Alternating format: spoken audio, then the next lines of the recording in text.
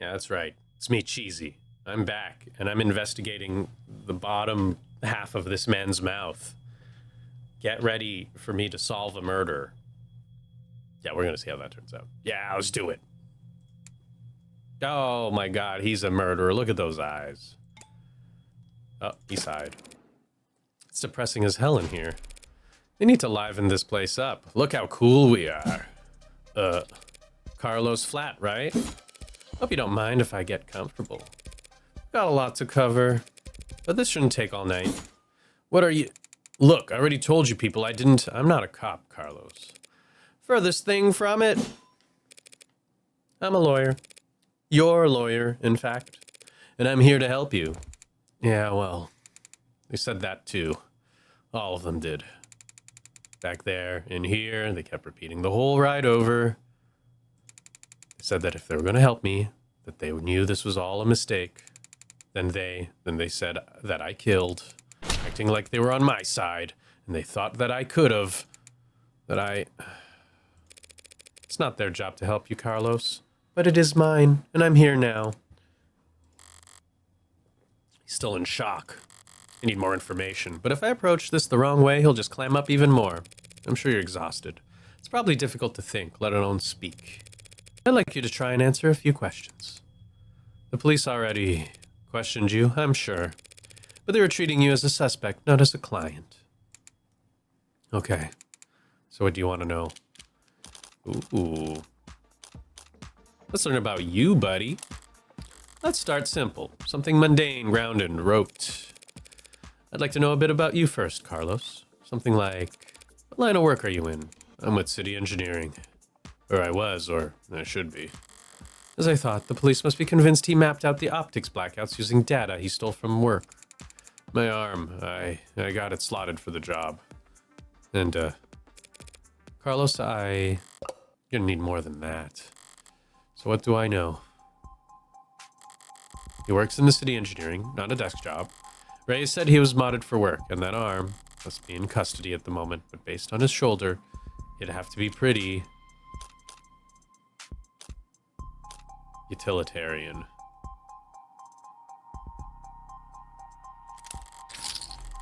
Yeah, he doesn't strike me as the type who's enamored with the aesthetics of modding. The young and the restless and the rich, swapping in neon and chrome limbs just because they like the way it looks.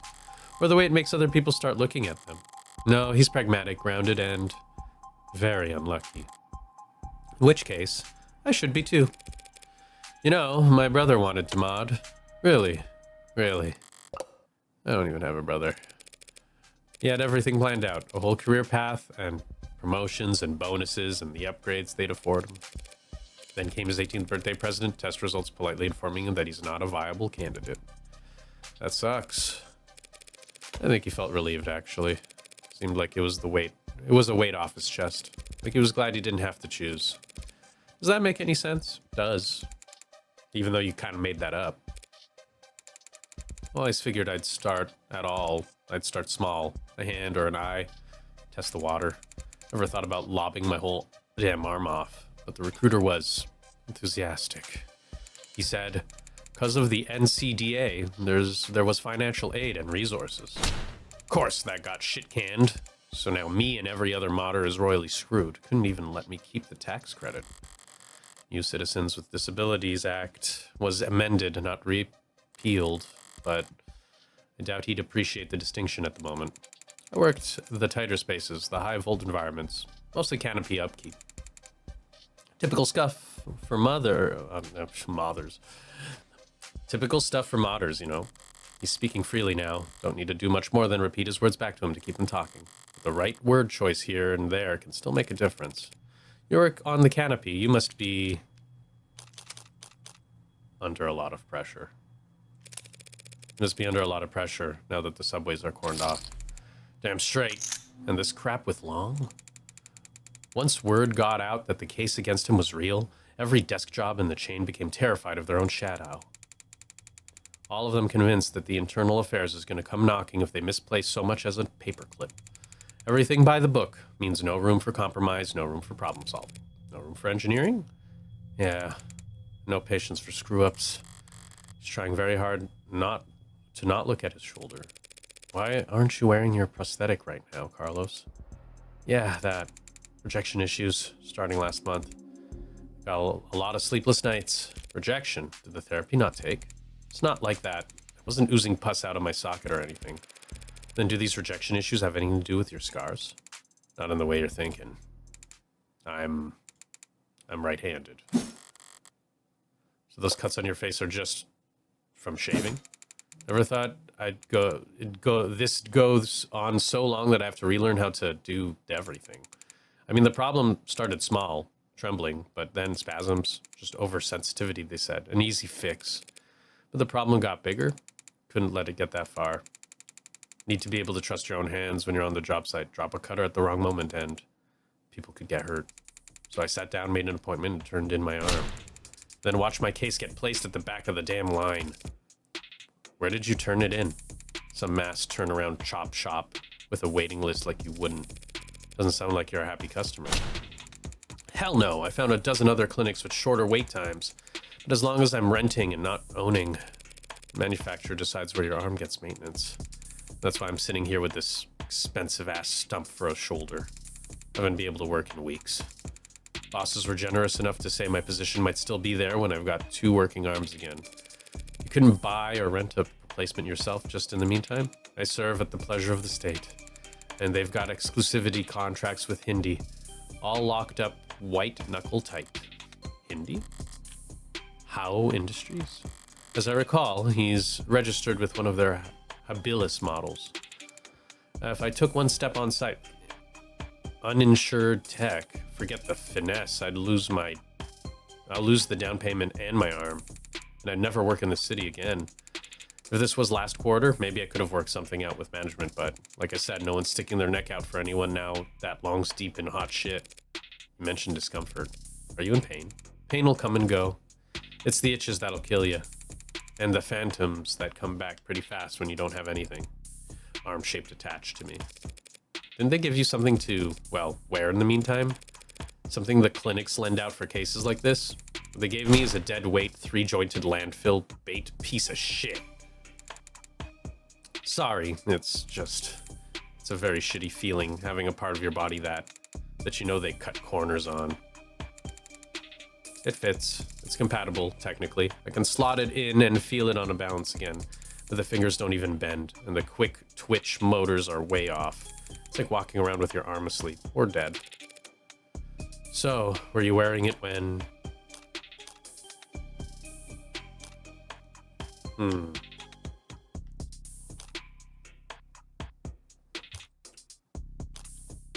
Were you wearing it when you were arrested?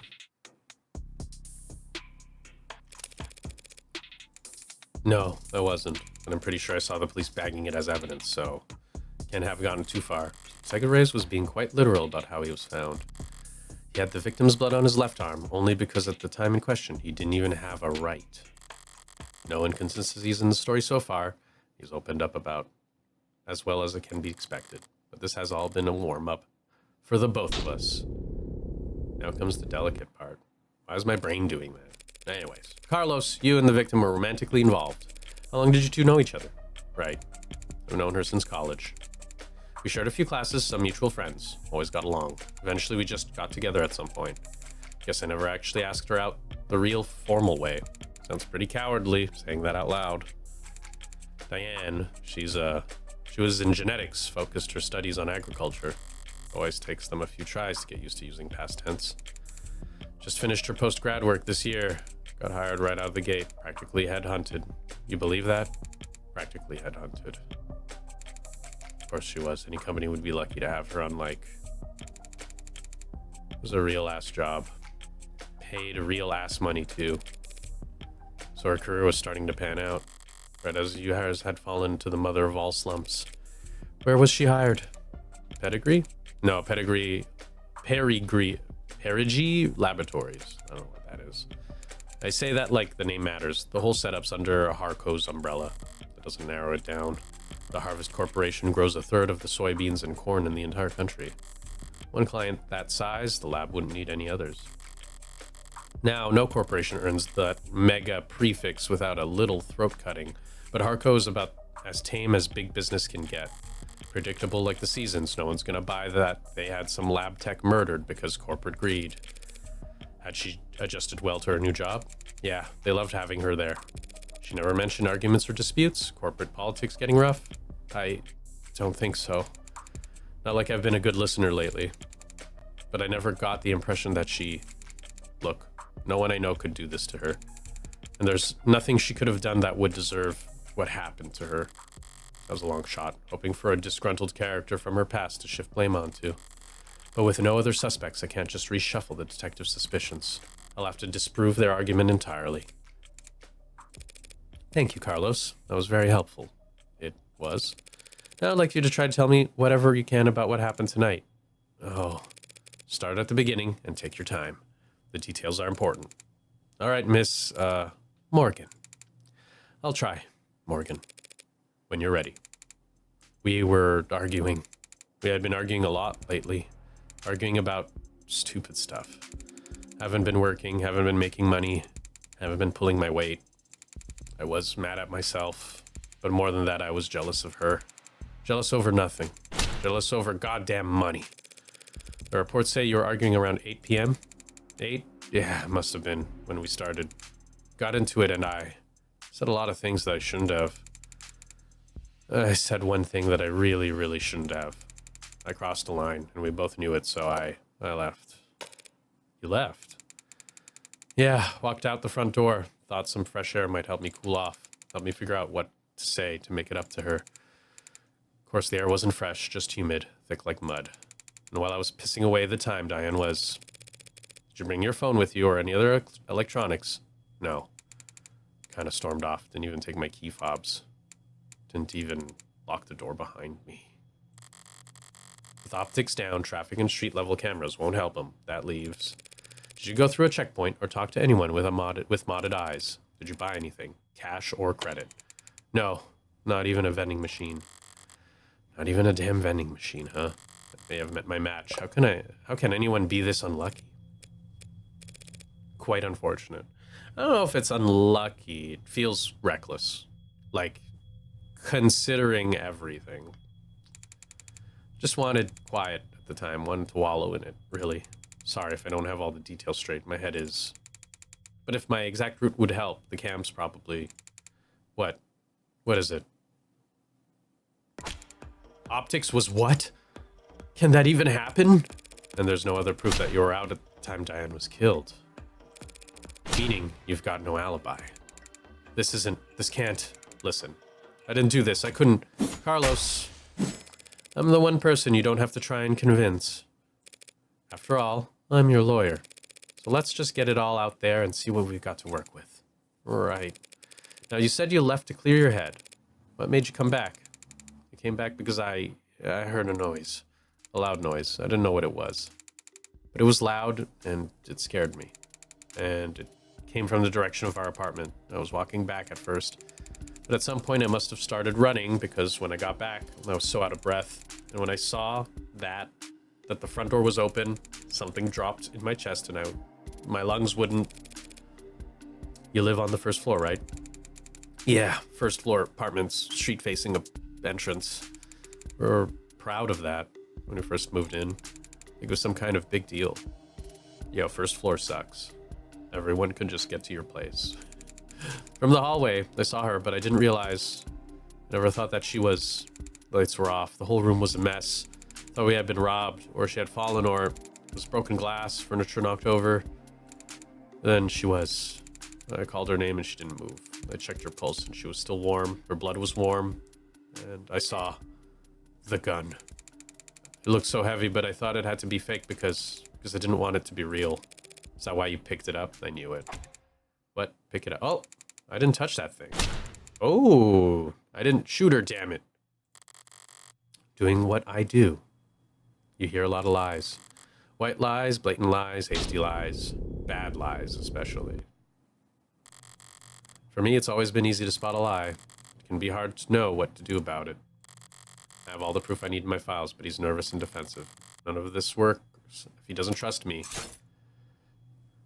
Check my phone. If your client knows that you don't know what you're talking about, they'll stop giving you any credit. Oh my god. You did touch the gun, Carlos. That's just a fact. And we know because of your prints. The fact that your fingerprints are on that gun. What? But I didn't do this. I wasn't thinking. I just was... Carlos, all I'm saying is that you picked it up. That's all. Would you believe me if I said I didn't realize it was a gun? That explains how his prints got on the gun. Not in the way that would satisfy the police. Still, if all he did was hold the gun. So stupid. I know what a gun looks like. But seeing it in my own home right in front of... You're in shock, Carlos. You still are.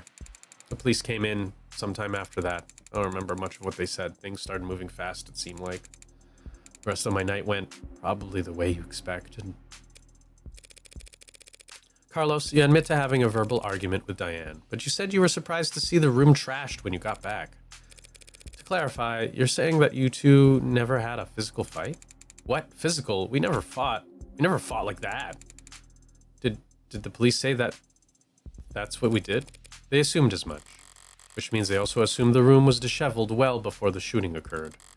Concerning what Carlos has told me, what else did they assume? I mean, they assumed a lot, because I didn't believe most of the shit they said. What is it? I'd like you to take a look at something for me. Crime scene. It's an AR module built from data taken police entered, so... Right, it's just that. It's just data, Carlos. No grisly details. Okay. Let me see it. Take your time. Alright, I think I've got it. That's how the police found things. Now close your eyes and think back to how the room looked when you left. Try and focus on what's out of place. Alright. I'll take notes. You just say whatever comes to mind. Don't remember exactly where everything was, but, well, the mirror was up right, of course, and the clock was still on the wall. The chair got knocked over at some point, and the bed got tossed, the cushions torn. The urn fell. Other than that... what? No, sorry. That's all that stands out to me. I see. Like so? What's wrong? Something out of place? Carlos, you need to trust your instinct. If anything seems off, don't be afraid to speak up. It's just, guess I assumed your notes would be making edits to the AR. Well, I suppose that works too. No, the little drawing is cool. Sorry, I didn't mean... Yeah, you better be sorry, Flatt. I think your drawing's pretty good, considering... I'd like to change the subject now, Carlos. Right. Let's talk about the letter that was found on your desk. Letter? What do you mean? I mean this letter here. Do you recognize it? Because the police are calling it a confession. There's no signature. Confession? But this is just a note to self. Pardon? Look, when we fight, I lose my temper and say things I don't mean to. So this morning I tried writing things down so I had a script to stick to. So I could apologize to her instead of just fighting with her. Carlos, you say in the note that you hurt them? I broke her fidget tubbies. Her what? Her what?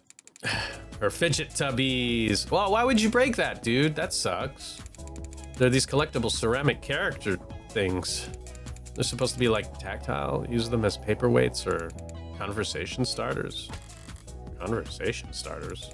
She loved those little things. They're not worth a damn. You can buy them at any flea market or garage sale, but they meant a lot to her. Why would you break it then? And I broke them. I mean, I was pissy at the time, but with that gotten a piece of shit rental arm, I hardly know where I'm swinging it half the time. I see. Just got so angry I ripped it off and tossed it in my room, that cheap, dusty, worthless. Okay, let's say he did break her fridge duckies with his replacement arm. What does that change? Nothing at the moment. There's not enough detail in the note for me to prove what his intent was when he sat down to write it. Why did you write it like that, dude? But if the police insist on claiming it's a confession for the Heartbreak killings anyway, couldn't even bother to sweep them up. I felt so... All right, Carlos. Thanks for answering my questions. Now I'm going to call the police back in here, and I'm going to get this cleared up for you. What? That's it? That's it. Oh, okay. Although, before I do that, I do have to ask. What do you know about the Heartbreak killer? Heartbreak? You mean the psycho that was trending all month? I mean, as much as anyone, I guess? I haven't been getting out much, but I'm sure everybody's on edge. A guy like that out there, he shoots people through the heart, right? The police have kept the victim's appearances far away from any upstanding news sources, so unless he was already following the murders, Carlos wouldn't notice any resemblance to his girlfriend. I mean, she was shot in the chest, but that's just... doesn't mean anything, does it? If he's this slow in the uptake, he's going to be a real shock when those officers walk in here and accuse him of being a serial killer. They'll just have to squash that theory as quickly and definitively as possible. Yeah, we're going to do something. With poker chips. 4:04 a.m. 4:04 error. That's it. I don't know if that's a reference to anything. Flatt. I didn't realize you could smoke in here. Technically, I can smoke wherever I want. Yeah, way to go, Morgan. Smoking and non-smoking here. For a fee. Why does my brain do that? I guess so. Nervous? Don't be. I'm the one who's on the clock. Right. I'm sure this isn't your first time doing this. No, of course not. It'll be my first homicide defense, though. Oh. Why does everyone always think the first time's so goddamn important? Hey, cheer up. I've got relevant experience in other areas. Oh. And, what areas are those? You ever gamble, Carlos? No, ma'am. I never go anywhere near loot boxes. Won't touch the stuff. I meant more like playing cards. Oh, well then, no to that too. I've actually got pretty terrible luck. Could have fooled me. Well, what I do is a lot like poker, Carlos. Poker's nice because even if you're dealt with nothing but crap all night long, you can still win. Yes. Which makes things pretty fun. I believe this is exactly what they say in Apollo Justice. For those who know. Okay, so, do you have a good poker face? No. I'd like to think so. And are you lucky? Only when the stakes are high. And, in this metaphor, we're playing poker. And the state's the dealer? If only. No, the state's more like the house. Mean like the house always wins? Yes. They're very good at it. Winning, I mean. But that's why they're up there, and we're down here. D003. What does that mean? That's why they're the house. So what do? We play the cards we're dealt as best as we can. Win more hands than we lose. Keep it up, and eventually someone will come over and tap the dealer on the shoulder and whisper something in their ear, and then we'll be politely asked to leave. That doesn't sound very triumphant. The house always wins. So our definition of victory is more like, don't lose. Thanks, Morgan. But I guess I was more asking, like, what should I say? Just leave all the talking to me. So that's the strategy? What's up? You know, there's a saying about gamblers with strategies. Yo, ready to confess yet? Because I already woke up the DA. Already? She must be new. The district attorneys have final say on whether or not the case is brought to trial. Only fair, since they're the ones who ended up having to actually prove the damn thing. Most of them prefer simple guilty pleas over long, protracted trials. They all dislike having their time wasted. Unfortunately, then, you'll have to call them back. Because my client is not guilty. And frankly, I'm not even sure you have enough to hold him here. Right. What she said. You've got a weird sense of humor, counselor. Different generations, I guess. Before my time kind of thing. I'm very serious when it comes to defending a man's innocence, detective. Counselor, we have your client's written confession. His written confession. Let's start there. Okay, we'll be happy to. The thrust of every argument starts with the facts. What's already known and agreed upon. Public knowledge for every player at the table. It's pretty simple, counselor. Real paint by the numbers stuff. See, we found the note in his apartment. With his fingerprints on it. I mean, that doesn't mean anything. Polishing how he hurt them. All so bad. Now, how are you planning on spinning that? Those are the facts. But I've been building up my hand all night. And now I've got the weapons to answer anything they try to throw at me. Well, my client did write that note, and it was an apology. But not for murder. He was apologizing for... lies the facts they wrote. Select the card that best answers the argument and place it into the slot to the right. You can mouse over your opponent's portrait, reminder of what key point you're answering. He wrote a confession. Murder weapons. Ceramic crap near western window.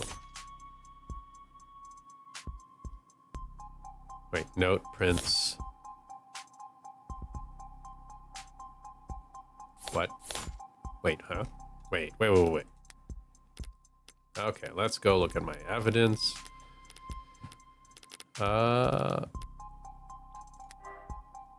Weight and sturdy, victim. Wait, we didn't clean the stupid shit on the ground, right? Wait, flat state. The mirror was upright, the clock was on the wall, the chair got knocked over, the bed got tossed, the cushions torn. Wait. So the vase? Unremarkable ceramic vase knocked over at the crime scene. Weighty and sturdy, it remains featureless. Oh, that's who she is. The victim, Diane Dawn. She was a 27-year-old agriculture genetics researcher from Perry G. Laboratories, found shot through the heart in the bedroom of the apartment she shares with prime suspect Carlos Flatt. Okay. Unknown. Flatt's prosthetic. There it is. Boasts an impressive grip. Strength, dexterity, low cost of maintenance. The success of its sister products went a long way towards securing state contracts for Howe Industries, submitted 5 weeks ago at Howe Partnered Prosthetic Adjustment Clinic. Average weightless duration of 40 business days. Jesus. Due to user reported sensitivity issues. All right. The coat suspects wearing taken custody. Taken line technicians. Fidget tubbies. Victim's personal. Pulverized by Carlos Flatt, replacement prosthetic arm in the morning of the murder. Then, evidently, an acquired taste. Single bullet.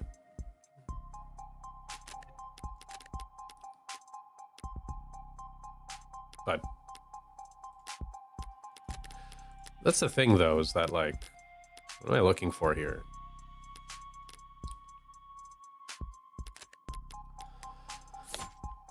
Near western window?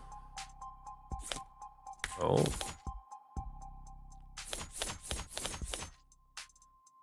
Murder weapon.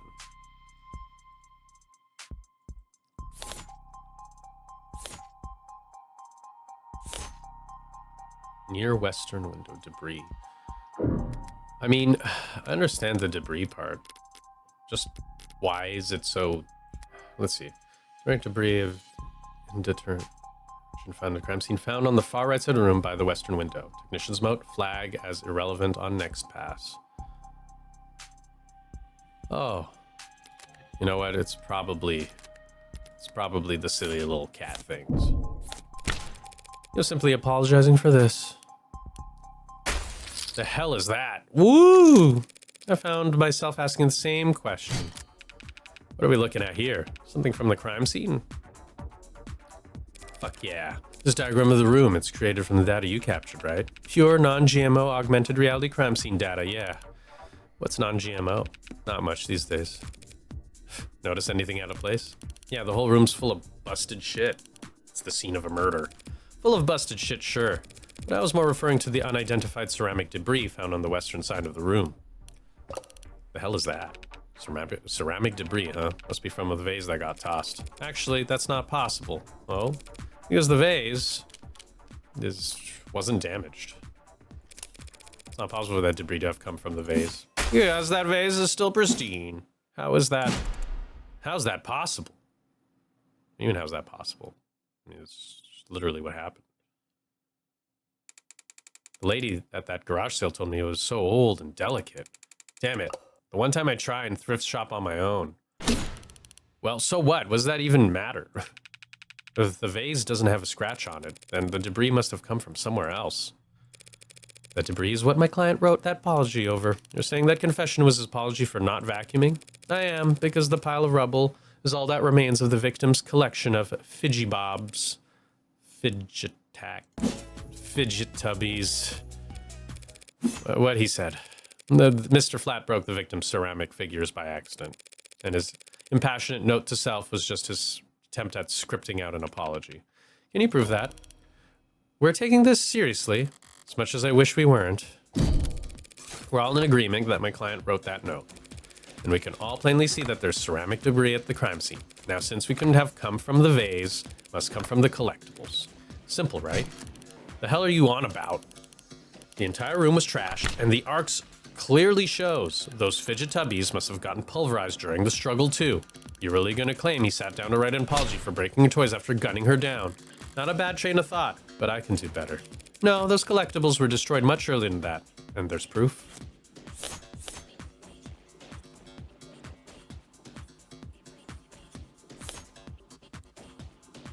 Under Flatt's room. Dusty fidget tubbies.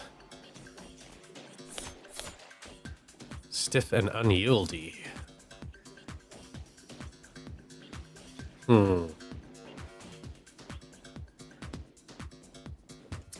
Yeah, you guys like... He wasn't even wearing it. Just take a look at the rental you took into custody. Huh? One swipe of your finger should show exactly how devastating it was to the fickle buddy ecosystem. It's fidget tubbies. Whatever. You did take into custody. I'm sure your techs found ceramic debris on it, yes? Now that you mention it.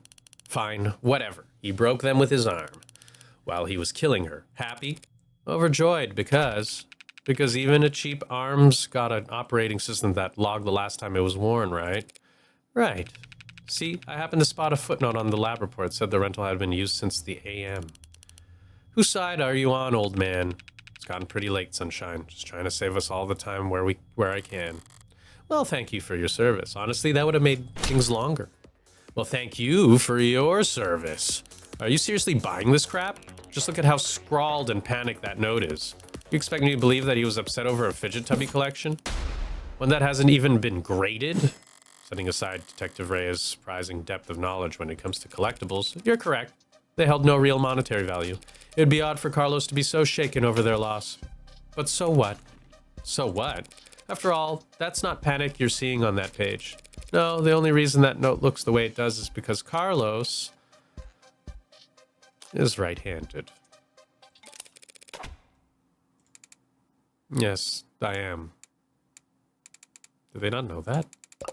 Shouldn't that be on my permanent record or something? So the reason why that note looks like asylum wall scribbles is because he had to use his left hand to write it? Yep. Well, I guess Morgan said that. I tend to think better writing than typing, and I need to get used to using my left anyway. I just thought it could be good practice. Taking that into account, alongside the ceramics, your slam dunk confession is looking about as watertight as a fishnet. Okay, fine. Forget about the confession. Congratulations, counselor. You've established your client's remorseless. Now let's get back to the reality of the situation. Here are the facts. We found your client, but wasn't the confession note was like the basis of everything you had. We found your client at the scene of the crime, wearing a coat covered in the victim's blood, right next to a big old goddamn gun. And that so happened to have his fingerprints on it. That's right. That coat is... What, you're gonna claim it's not his? He actually wears an extra small? She's trying to bait me, in her typical low-key fashion. Honestly, it's pretty weak. As the argument flows, you won't always have the stronger hand. Sometimes the best you can do is hold your tongue and avoid overcommitting. Try to lose as little credit as possible while you wait for a more favorable chance.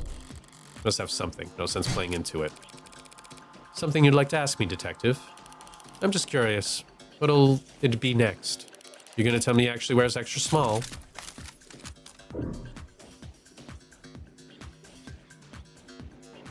Raise.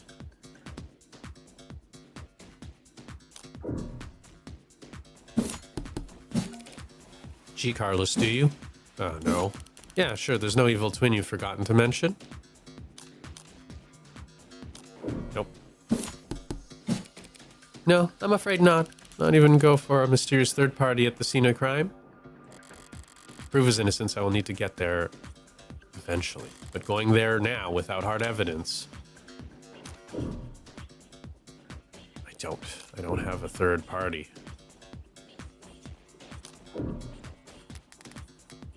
Yeah, because I don't have anything at the moment. What am I supposed to figure out? I have no evidence of a third person at this time. Damn right you don't. It's clear as day in the arcs. No evidence of anyone but Carlos being there at that night. So keep dreaming. It was obvious you had something there. I wasn't going to win that hand either way, but at least I didn't overstep and take any more damage than I had to. We're not contesting any of that, Detective. My client freely admits to holding that gun. Picked it up in confusion after coming home to find a brutal crime scene, which was not smart. Hey, but not illegal either. That's all.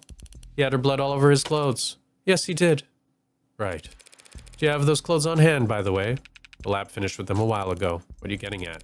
It'll be easier to just show you. There should be splatter marks. Would you mind getting them for me? You know what? Sure, I could use fresh air. Stinks of bullshit in here anyways. In here, I thought the room smelled like... Psst, Morgan. What are you doing? My coat's covered in her blood. I remember that much. It doesn't, like, make me look really bad. Just relax, Carlos. It's a gunshot. That's fine. I'm pretty sure that's impossible. You're innocent. And that means that having more evidence will always help you, not hurt you. Really? Really? Not really. Plenty of innocent people in prison. People with bad luck. Or bad lawyers. People shouldn't count on the truth to come out easy. More often than not, it takes coaxing. Yep. What was that? What was it that it reminded me of? Alright, here it is. One blood-stained jacket, fresh from the lab. So what's your angle? You gonna tell us it's actually just hot sauce? No. That would be silly. She actually thought it over. So what the hell's your point? Hey. Sorry, just got thrown off by the turn of good fortune. What good fortune? You shouldn't thank the detective for bringing you your jacket, Carlos. She just proven your innocence. My client was arrested for wearing this coat. He would have been wearing it at the time of the murder. It was the victim's blood on it, who we know died when she was shot in the heart. By a gun that happens to be an old world pre-tagging firearm. And so this coat proves he couldn't have been the shooter. Is there a gas leak in here? What in the world does that make any sense? Sense happens to be key here. Just need to draw their attention to what they can.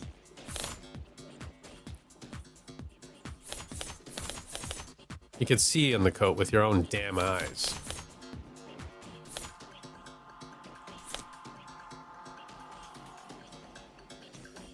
You can see it. First of all, he didn't use his right arm. He used his left arm, and there's no splatter. I see a coat with a lot of dead woman's blood on it. And you? What?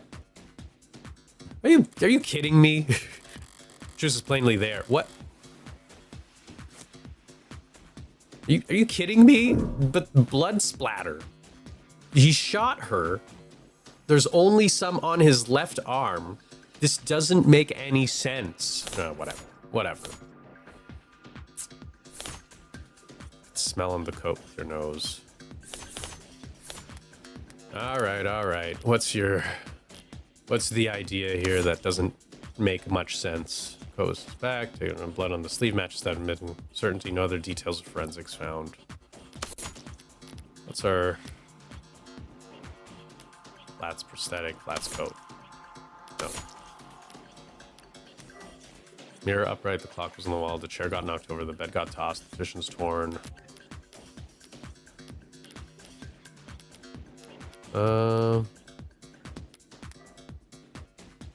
Single bullet, there's some handwriting in the document. Same handiwork as previous lab message. From ballistics match too. What do you mean smell?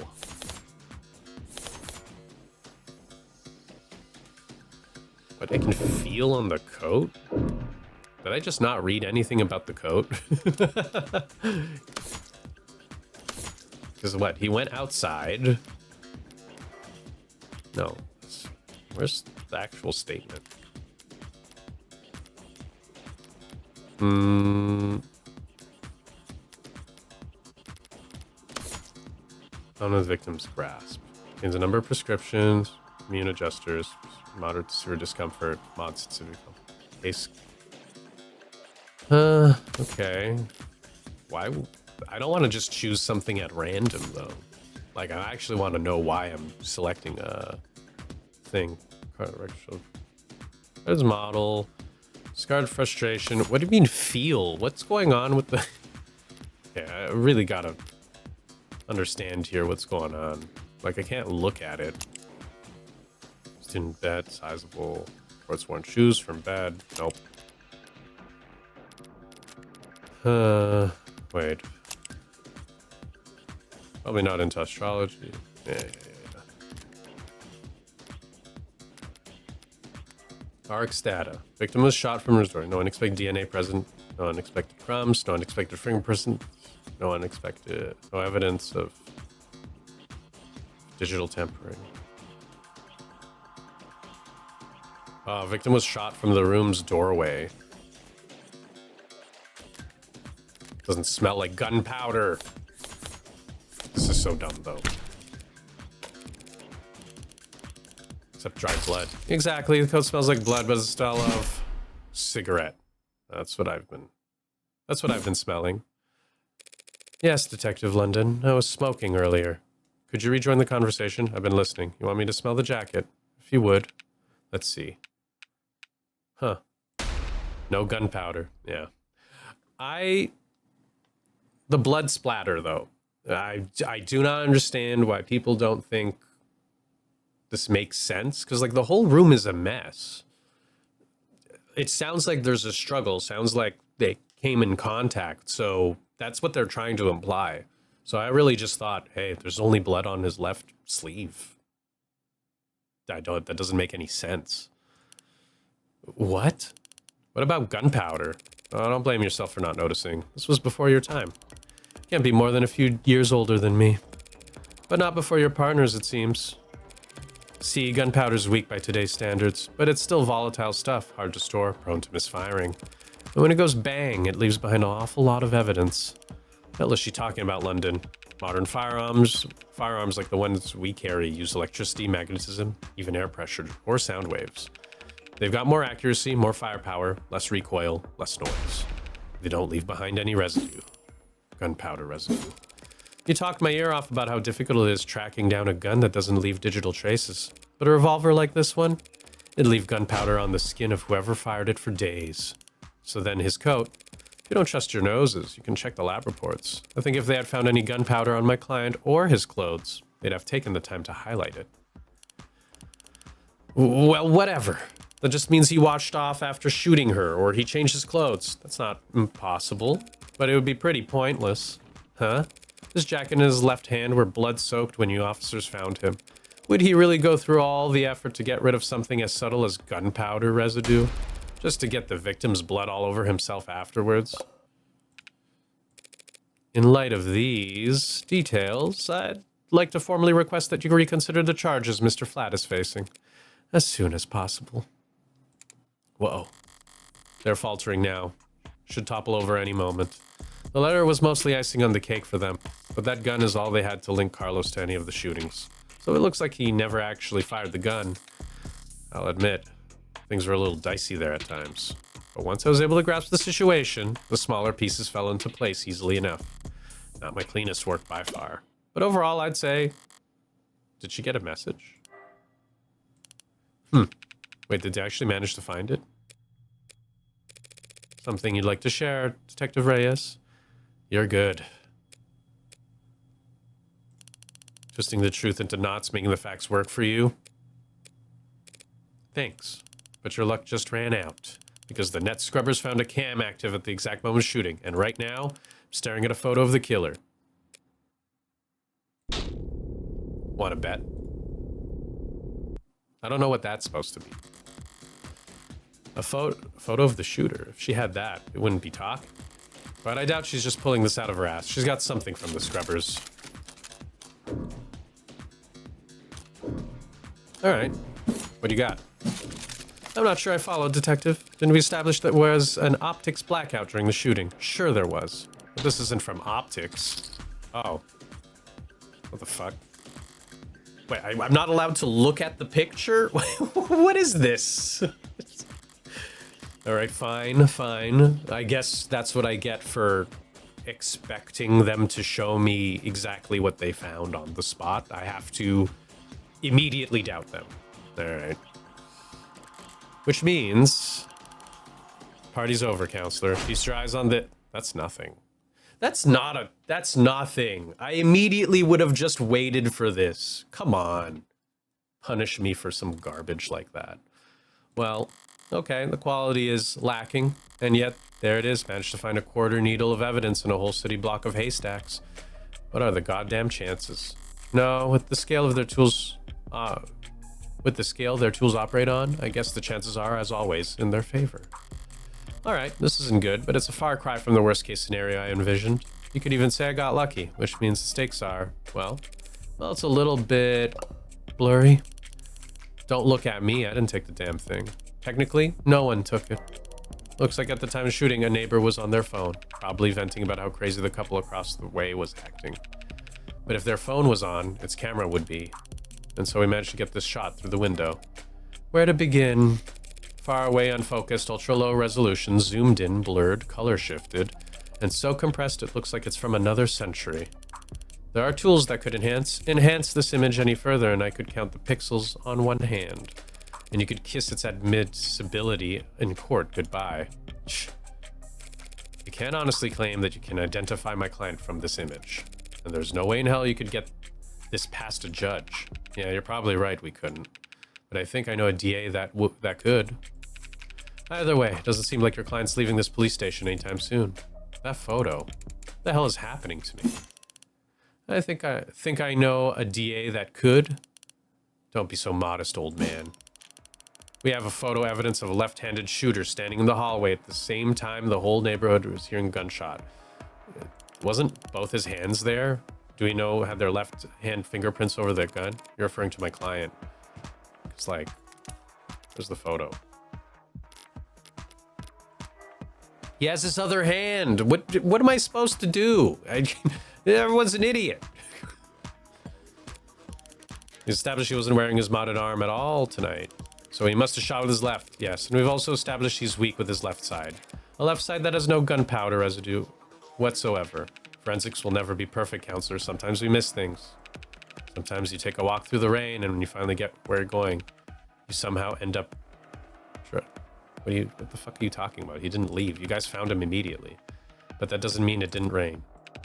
All of which is to say, before judge, jury, photographic evidence outweighs a failed sniff test. That's not photographic evidence. Carlos is innocent. I know he is. That photo shows a left-handed shooter. Carlos is innocent.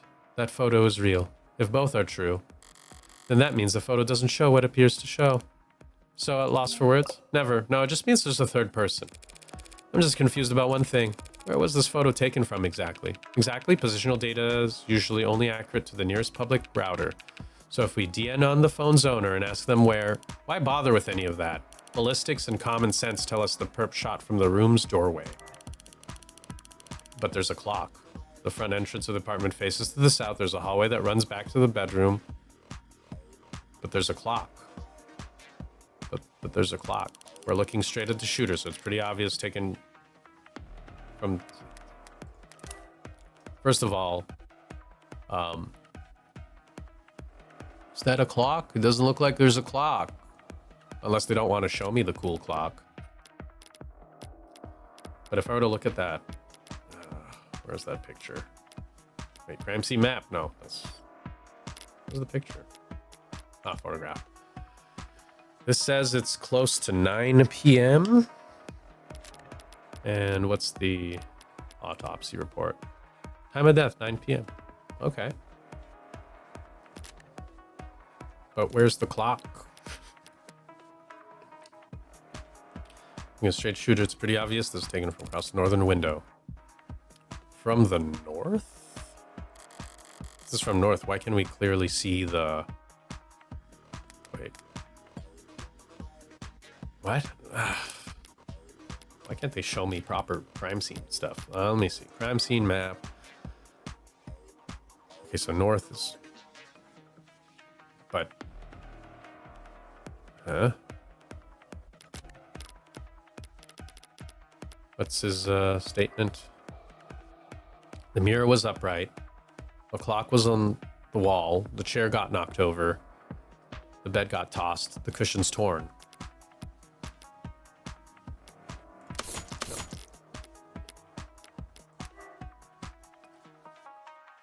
Okay, so the mirror was upright. Why is the mirror down?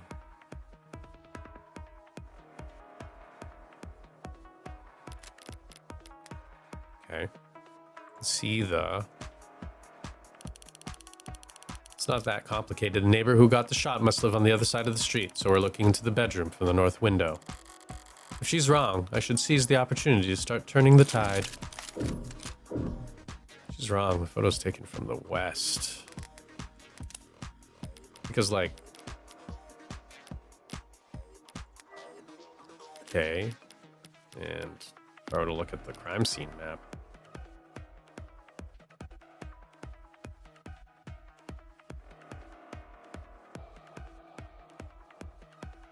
But shows the northern window facing the southern hallway where the shooter suit. Shows the western window facing the eastern hall. Wait.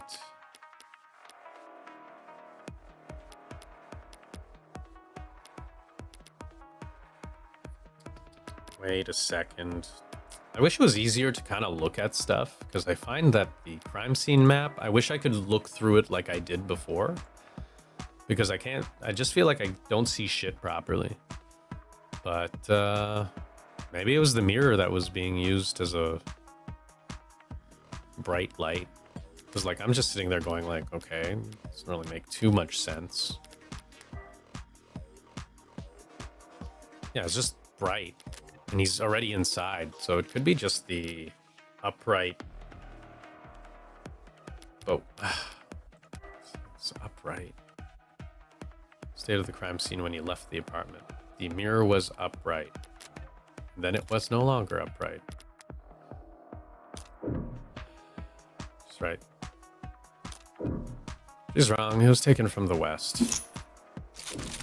I'm afraid that's simply not possible, Detective. This photo has to have been taken from the west. What kind of bluff is that supposed to be?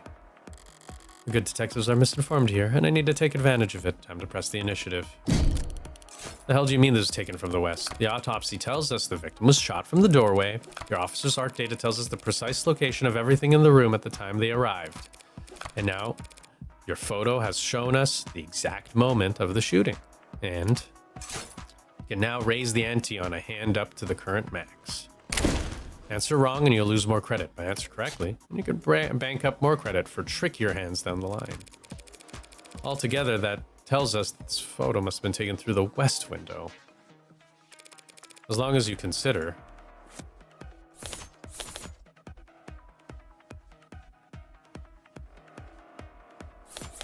Oh, come on. Clock was on the wall. Yeah, that's gotta be it. Can I up the ante? I'm maxing it. I don't care. If I die, it's my fault. But also, I'm okay with that. Here you go. Just take one look at clock. In that photo, baby. Clock? What about it? The clock, huh? Seems like London's got an idea. If he's mistaken, I could pounce on it to keep my tempo high. This photo was taken right before the shooting, so... Wait, don't tell me the time of death is wrong.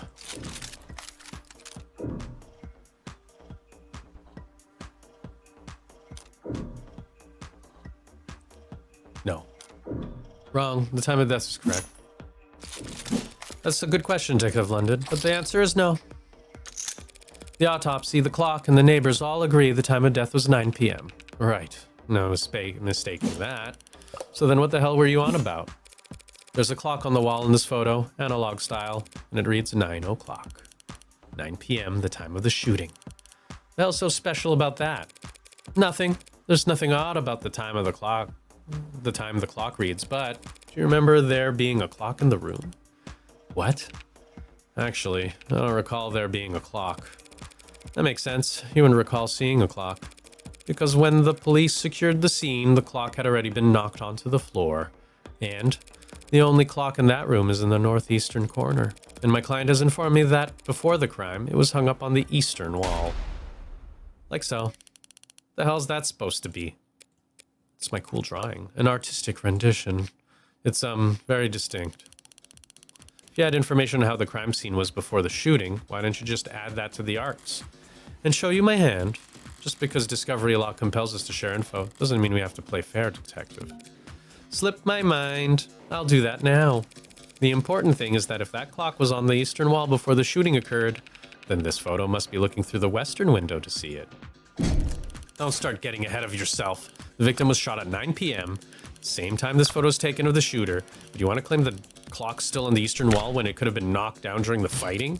You got your logic backwards, detective. Your precious photo shows that the room was pristine at the time of the shooting. And there's one other piece of evidence that proves exactly how the cards fell. It's the mirror. It's the mirror.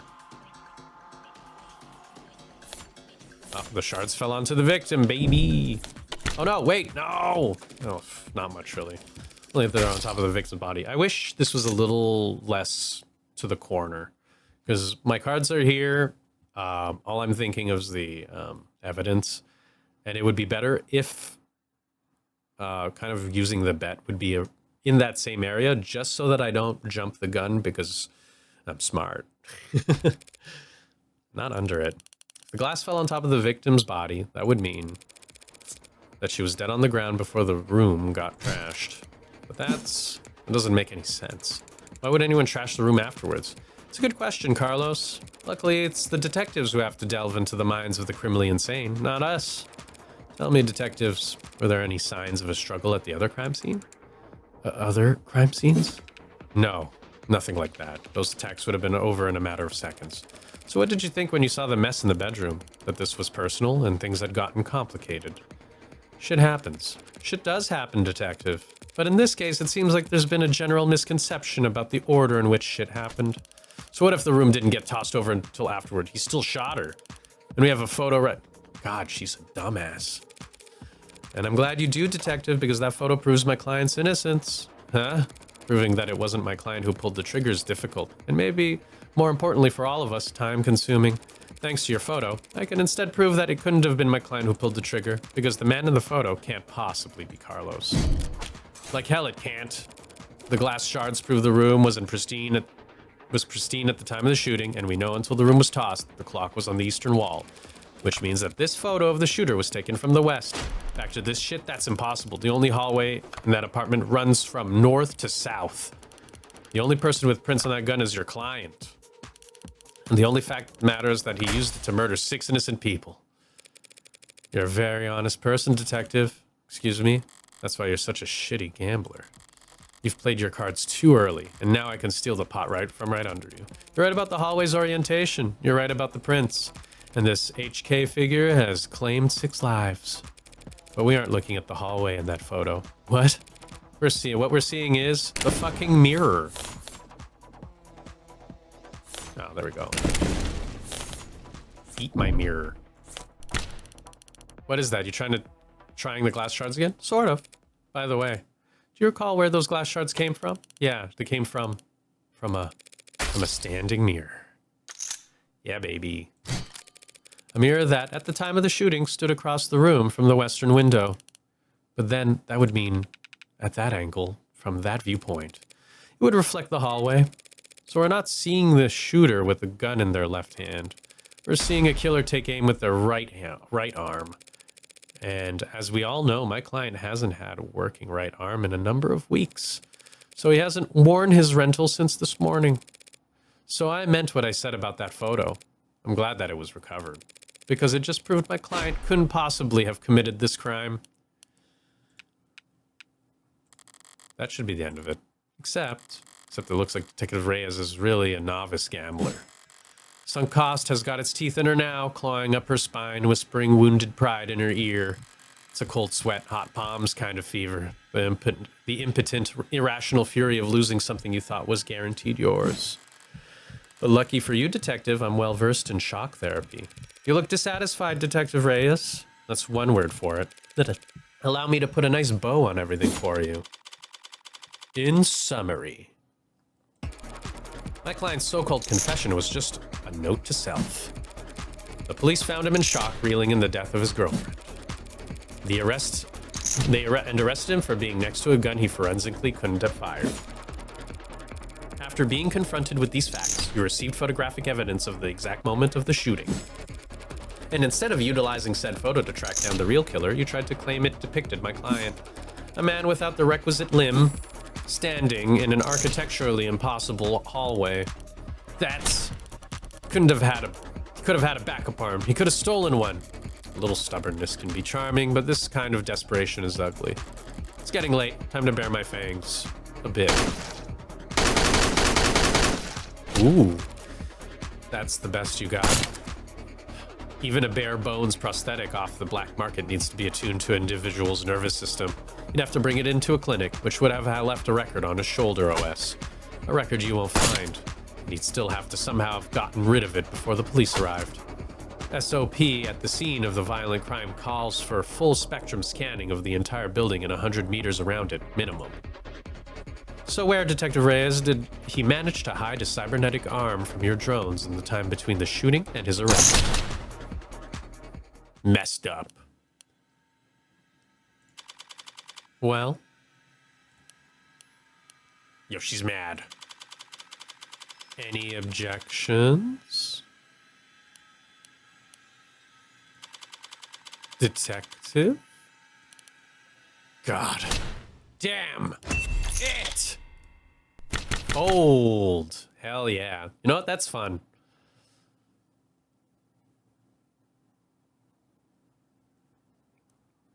Nice.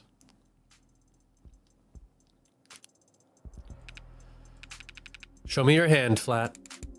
You're uncuffing me. In light of evidence, we have no reason to hold you. Now I gotta call the DA. Tell her I made a mistake. Not we made a mistake, huh? Listen, kid, you should know. Detective? Lost my train of thought. But hey, your attorney's a real tiger. She just fought like hell for you. Make sure you thank her properly. Public defense doesn't pay that well. Yeah, that's kind of you to say, Detective, but my work is its own reward. Sure, I feel exactly the same, Counselor. What happens now? I'll have to speak with the DA about the dismissal, and there's still some paperwork we need to go through. But basically, you're free to go. Congrats, you get to leave the casino with your kneecaps intact. Yay? But what am I supposed to do? The detectives will continue their investigation. Their investigation into Heartbreak, huh? Yes.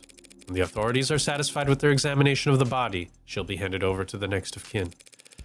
Then you can make funeral arrangements. No, that's not what Diane being gone is bad enough, but a serial killer? It's like she died of the flu. It doesn't happen anymore. People die of the flu all the time, but I know what you mean. I can't make sense of it. So what am I supposed to do? Hell if I know. There are some contracts I could give you. Services, professionals, doctors. No, you've done more than enough for me. When you got here, I was too tired to even defend myself, to try, convince them that I didn't. You saved me. Thank you. You're welcome, Carlos, but it's my job to... No, I mean, thank you for not asking. For not asking if I killed her. Oh, Carlos. I didn't need to ask. I knew you were innocent from the start. Of course he was. After all, it's me. I kill. I knew it. The blood's always different. Heart's always the same place, easy to find, hard to miss. But the blood's always different. A flowering stain unfurling towards an invisible sun. A perfectly unique bloom, only one for each of us. A Rorschach-esque with singular universal meaning, vitality, at its climax, bursting forth into a red fractal consisting solely of an infinite the end. But the comical thud of a body hitting the floor has its own kind of lowbrow appeal. All right, well, this is really random that we are the killer. I kind of assumed, like, in the previous episode, but also I was like, it's kind of weird if I did that. I gotta figure out why that's the case. Bullet number 6 The gun's empty. It's useless to me now. May as well leave it. Feels like a waste, but whatever. Finding the ammo was almost enough of a hassle to outweigh the advantages. I could sell an intact gun for a fair bit of cash, but cash can't buy you peace of mind. Oh, don't look so surprised, lady. Moping around in the dark in here, must have only been able to see my silhouette. Did she think I was her boyfriend? Back for an encore of that enthralling conversation. Can't ask her now. Hey! Yeah, did you hear that? These old pieces are so goddamn loud. People aren't even familiar enough with the sound anymore to know to run the other way. Probably roused half the neighborhood. But I didn't see anything I could use even as a partial suppressor on the way in. Could they really not have afforded some throw pillows? I used the other 5 bullets in outdoor spaces, in small spheres of blind opportunity that the city's eyes couldn't think to pierce. Cramped places, usually full of trash. But this room, as cheap as it looks, is at least clean, organized even. So the corpse adds a certain satisfying contrast. Except, there's shit on the floor. By the window, there are broken pieces of something fragile and tacky. It's fine. Just one thing out of place. Actually, it's not fine. It's actually really irritating. Kick over this stupid goddamn mirror. 5 perfect crime scenes, each of them not a speck of evidence, nothing to go on. And for the final shot, there just has to be some pile of shit in the corner ruining everything. I kick the wall. Something falls from it, probably more tasteless bullshit. Toss over the chair, knock the urn, tear into the sheets with my frustration and try to savor the shredding. But if it can't be clean, I'll just have to lean into the messying. At least it will be consistent.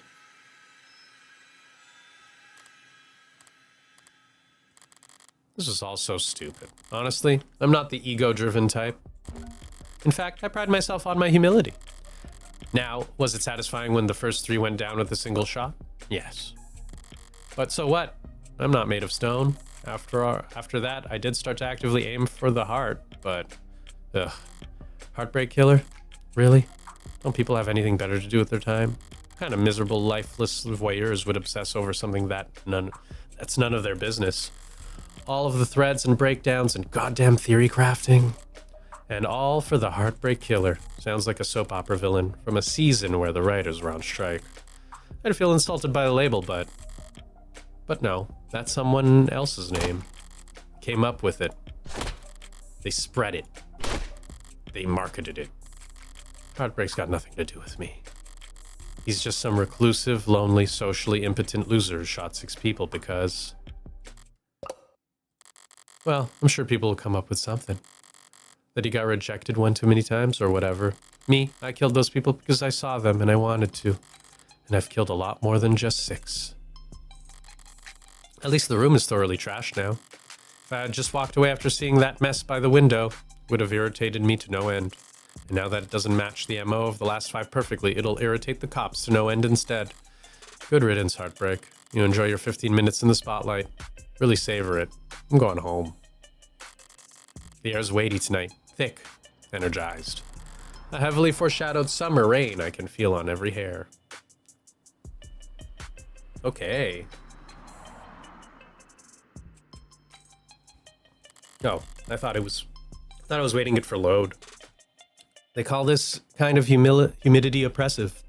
But I disagree. The warm tension on your skin, like in those short moments just after the shower turns off and the steam lingers, yeah, it's always most comfortable right afterwards. Maybe there's no disagreement to be had. Oppressive things can be comforting too. Only the guilty ones run. I don't know about that, but I know I've never felt guilty about any of this. And I walk. All right. Sorry, using my left is still... That's okay, you can just initial those spots. Took a scenic route home, courtesy of our fine city sprawling public transportation. Got a bit after 11 p.m. Had myself a thorough shower, drank a glass of milk, did some stretching. Made sure my phone was on. Time went by evenly. Around 1:40 a.m., a posting for public defender work came up. Decent rate. Since it was so late and so urgent, I had wagered correctly that the boyfriend would have enough sense to ask for a lawyer, and enough debt that he'd need to be provided one. All I had to do was stay awake. There wasn't much competition after 1 in the morning. Okay, where else? Here and here. How did I phrase it earlier? Criminal defense attorneys aren't exactly flush with customers. Why wouldn't I take on a job where I already knew more than the cops? It would have been easy to convince Carlos to plead out. Would have gotten paid the same too, but easy is dangerous. Carlos was, of course, innocent, so his conviction would never be airtight. There would be doubts, questions, appeals, maybe even fans, depending on his looks. More attention on HK and his crimes, more headaches. A cold case rotting in the very far back of the public's awareness is always preferable to one open and shut in haste. Now, with no more murders matching HK's MO, there won't be any additional public pressure to find a culprit. Now Heartbreak can just starve to death out of sight and mind like any other fluke in the system. Almost done. Getting involved with this case is intimately does have its risks. Hell, I might have even overdone things here or there, like lighting up a smoke inside an interrogation room just to make doubly sure I didn't still smell of gunpowder myself. That London fellow seemed more fixated on it than I would have liked. But obviously, everything turned out rosy, and it's worth it for the finality of it all. Seeing the authorities' failings from the best seat in the house? That's just a bonus. Thanks again, Morgan, for everything. I'm sure Diane is grateful too. Funny. I didn't even know her name. Okay. Something the matter? No, sorry, it's just... I was mad when I left the apartment. I know she was too. So when she died...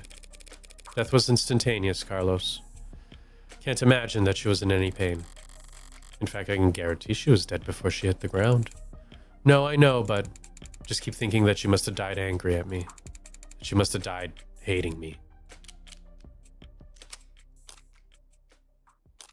I can present evidence? It's like Phoenix Wright. Flatt's coat. Oh no, it's the fucking pill organizer.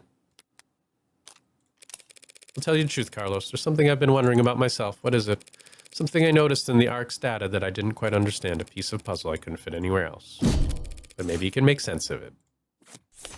Here. Have your pills. What is... Where did you find that? That pill organizer was found on the victim. She had it grasped in her hand when she died. Obviously, the police added it to the ARCs, but it was quickly ruled irrelevant. Seems like it contained tripexazone, prescribed to help modders with phantom itches. They're small tablets.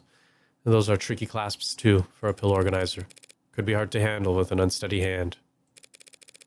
No one will ever know what she was feeling when she died. Even if they did, feelings are complicated. You can feel angry, happy, and sad all at the same time. But as far as facts are concerned, it would appear that when she died, what she was doing was setting out your medication for the week. To my eyes, anyway. We did it. We made him feel better after murdering his girlfriend. That's a good feeling. Yeah. Long night. That was too far just now. Practically rubbing it in his face. It's not like I care about his feelings. I doubt I'll ever see him again. But overstepping like that is pure hubris. And hubris invites a downfall. So why did I even bother? Because we wanted to know. It was the last piece of the puzzle, I suppose. I'll just need to show more restraint next time. Though there won't be a next time for Heartbreak. The gun's in custody and there's no more bullets left. There won't be a seventh victim. There won't be any more leads to pursue. The media will move on to their next obsession. And I'll move on to my next MO. And no one will ever found you. District Attorney Rockford. Oh, he's a crazy person. Sorry, can I try that again? I'm so fried. By all means. Ugh. Counselor Morgan. Morning, noon, or night. You're always so put together. Thank you. No, I don't get it. How do you sleep at night? Pardon? You do white noise, aromatherapy? Whatever you're doing, I need to steal it. God, I must have bags under my eyes dark enough for the dumpsters. Assistant District Attorney Emma Rockford. She's a prosecutor, the lawyer who argues for the state in court, trying to prove a defendant's guilt. And despite her sometimes unkempt appearance, she's probably the sharpest person to fill the position in decades. I should know, since I haven't beaten her once. Worse yet, she has a remarkable ability to compartmentalize all adversarial energy and only bring it out in the courtroom. It's part of what makes her so good at the job. And hard for me to read. Should I buy a new mattress? What have they got you doing at this ungodly hour, Emma? Oh, well, actually, I'm here for you. Me? Your client was a suspect in the Heartbreak killings. That was my case. Well, then you must have been relieved finding out that you won't have to go to trial against me. No. Why would I be worried about going against you, savage? It's always an unintended barbs with her. So, you're working with those detectives? Yeah, London and the new girl. Reyes. They've been reporting to me in preparation for the trial. Preparation for trial? That seems ambitious. I guess they gave you the rundown. They've been doing everything they can, but it's hard to catch a killer who leaves behind so little. It's hard to kill while leaving so little behind. So Reyes told you they had HK in custody and you popped out of bed all excited to run down here? Haha, hardly. I haven't slept in 40 hours. Too much on my mind. So when I heard about the case with a single female victim shot through the heart, yeah, my ears perked up. That's about all. Oh. I mean, Carlos Flatt, a serial killer? The same serial killer that outsmarted the state for weeks? She's not using his middle name. He was found with the murder weapon. But I can answer that in any number of ways. Huh. It could have been Flatt.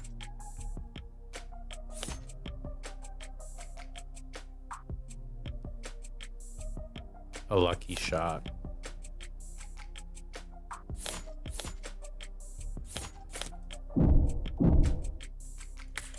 Wait. A rental? That's pointless. Taken at 9 p.m. Shows right-handed shooter. Lucky shot.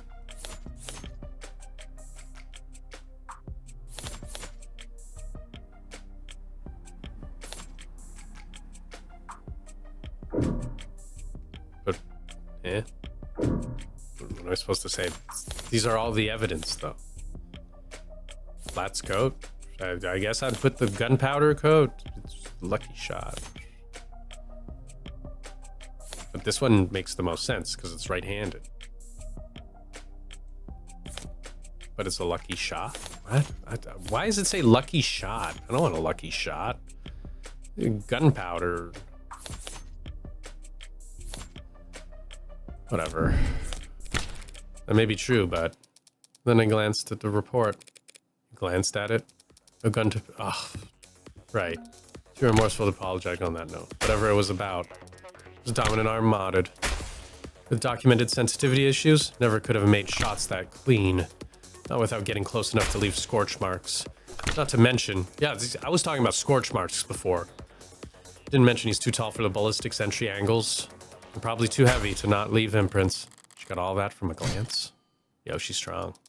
But I'm sure a competent lawyer like yourself pointed all that out the minute you walked in. I pointed out stuff. No one talked to me about it. Of course. Worst part is, she's not even being sarcastic. Yeah, of course it couldn't have been him. Long-term relationship, physically imposing, argumentative. So not the type to bottle things up. Couldn't match the player. He didn't match the profile. Profile? Yeah, the... Right, sorry, you've probably never heard of it. I know what a goddamn profile is. A profile is a reconstruction of a criminal's psychology based on the evidence of their crimes. Kind of fallen out of fashion for the last few decades. Not much needed to guess about why when 99 times out of 100, the who is caught on camera. Or before they even leave the house. I have to find some real fossils and oddballs to get advice on how to go about it. But I think I'm getting the hang of it. Alright, well anyways, we're going to talk about profiling with our gal. So this profiling, it's some kind of investigative technique. The theory is that a crime can tell you something about the nature of the person who committed it. Stabbing, overkill, points to passion, rage, lust. They probably knew their victim. Poison and guns, meanwhile, suggest they can't overpower their victims physically. And then there's the things you can't assume about nearly all serial offenders. Childhood trauma, prior criminal record, few or no meaningful attachments. There's a lot of recurring themes in their stories. The detectives say HK doesn't leave evidence. So how much can his crimes possibly tell you? That he's diligent, almost perfect, highly intelligent, painstakingly organized, and with enough criminal connections to get his hands on an untagged firearm. It's rare to see her this animated outside the courtroom. It's almost like she's enjoying herself. A sheltered house cat who picked up the scent of a mouse for the first time. A lone wolf. Educated, but all her playfully lethal instincts coming to life. Probably overqualified or undervalued. Though I'm not thrilled about the fact that in metaphor, I would be the... Know what I mean? Definitely. Overqualified and undervalued. That makes sense. And considering the marksmanship, detectives said that HK would have needed insider information on optics. So does that mean it heartbreaks in law enforcement? Never in 10 billion years. Oh. Antisocial, independent, despises authority. That'd be like a stallion applying for a job on a merry-go-round. It's true. They'd be kicking kids in the head after the first full rotation. Yeah, sounds about right. I mean, isn't that how it feels when you, like, work for a place you don't respect? You kind of just don't give a crap. There must be some connection to the police, though. Maybe secondary or tertiary. These types can't help but insert themselves. Uh-oh. Morgan, you're in trouble. Insert themselves. I don't do anything even resembling that. You sort of do, though. Wait, if HK's not a cop, how do they know about the blackout timing? Crime meta statistics analysis. Probably. Pardon? Take the emergency response time from across the city and map them out. Look for brief spikes and delays chart. Out to the dips in. Sorry. Technical. I know. This is like a Death Note L light cat mouse chase. But all the requisite data is publicly available. With a map, a spreadsheet, a calculator. Anyone could reverse engineer the timing if they wanted to. That is such an unpleasant thought, Emma. I like her. She's to the point. Well, at least this Heartbreak's maniac will slow down now that he's lost his weapon. He didn't lose it. He chose to leave it behind. I mean, yeah. That tells me he's confident he can do just fine without it. And it just makes me even more certain that these aren't his only kills.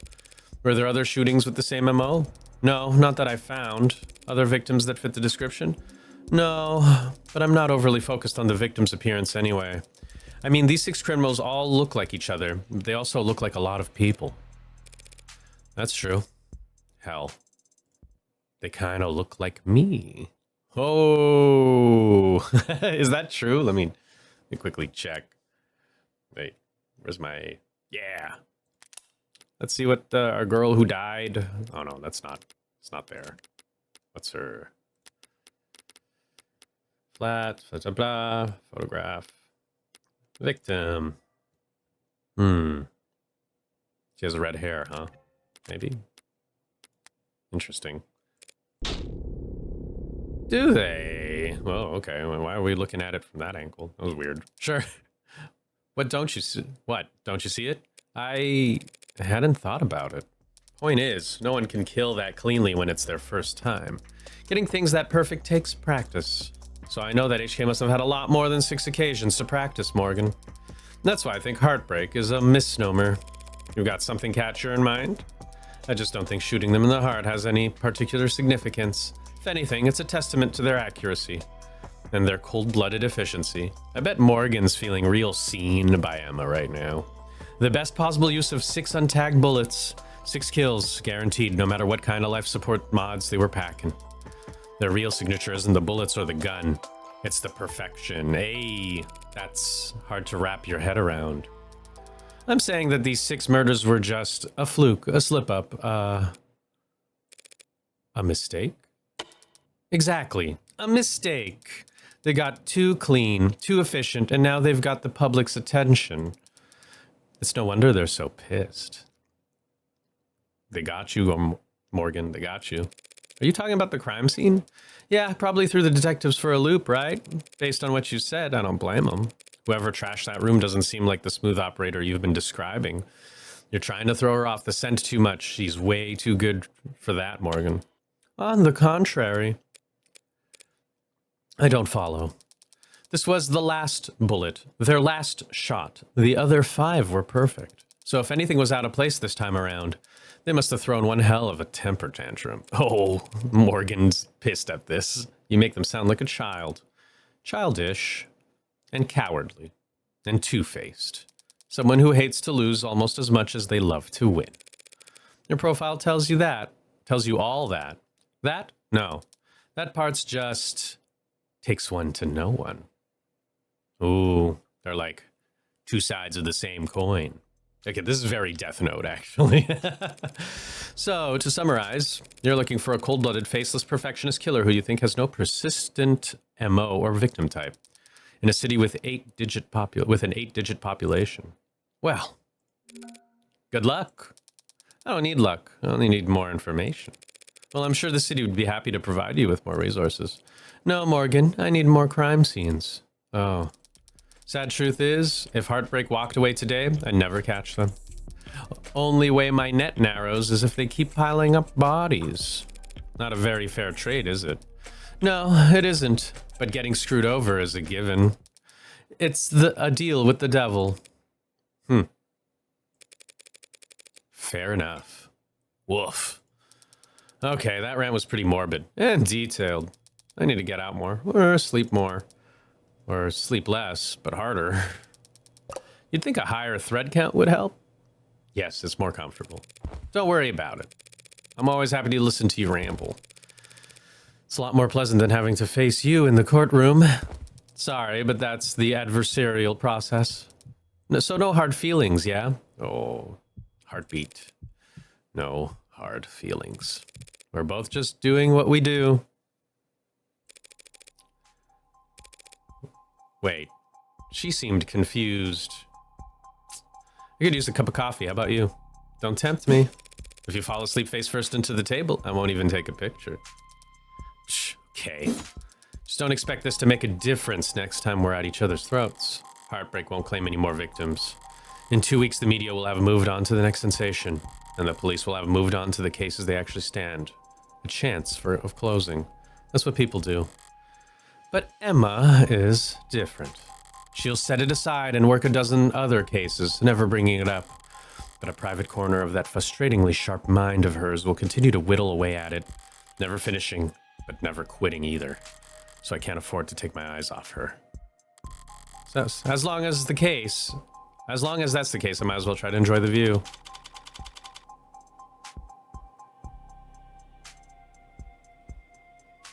Hey, and that's the end.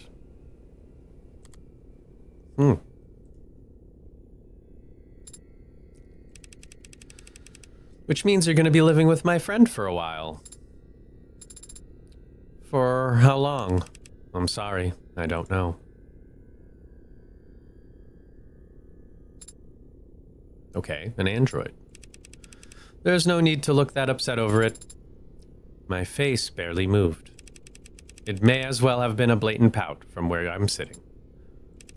Yeah, like that.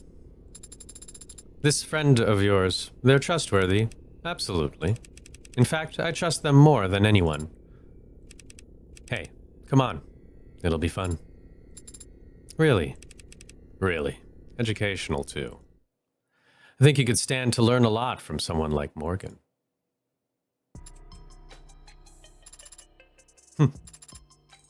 Well, that was fun. I find that this game is really fun, and I'm excited to actually jump into the other episodes. Because honestly, pretty damn cool in my opinion. Written directed by Brian. Good job, guys. Riston. Like, I think originally I wasn't too fond of the dialogue, but it really grew on me, and I'm understanding the characters a bit better. So it kind of like works out in not only the game's favor, but in my favor, because honestly, now I'm invested. So I'm excited to check out the next case. Special thanks to DevTalk for the game mechanics. I like that we can just go through this. Nth Circle Studio. Good job, guys. Made with Unity. Nanny novel, dot between, pro builder shapes. Of the Devil, episode 0. And he shall appear. To be continued in... Oh my god, is it... Yeah. You're the smartest person I know, Morgan, when it comes to people. Personally, I think it's cruel to bring something that flawed into the world. You're a criminal defense attorney, and we're at the crime scene. I think I can guess what happens next. I never stolen anything that wasn't already compromised. Work hard, and the company will have you set for life, and after, too. Can't tell you how many musicians I've been seen screwed over by a big smile and a fat signing bonus. So, that's not just a lawyer job thing? You dress like a doorman on the weekends, too? Compared to determining fault, determining cause of death is like a breath of fresh air. The company wheels don't stop spinning for anything. We can't hope to keep this quiet for very long. But it's 1,000,000 times more likely than the alternative. That Heartbreak could ever stop themselves from killing. Father said that you owed him. I don't do anything out of the goodness of my heart. But when I take a job, I never half-ass it.